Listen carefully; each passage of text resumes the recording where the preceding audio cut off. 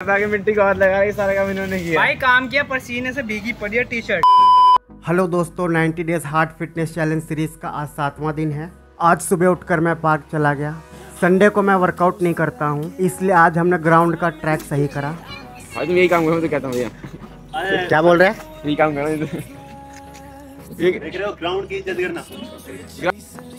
Match डालो दूसरा पट मोदी करते हैं ना, बेकार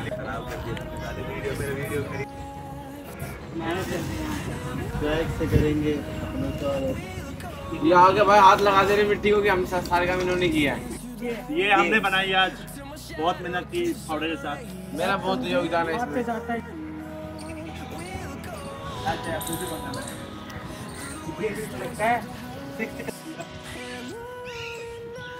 और आज हमने ट्रैक बनाई है दोस्तों। भाई कैसा बना है ट्रैक? बढ़िया, रोज दौड़ना है यहीं पे।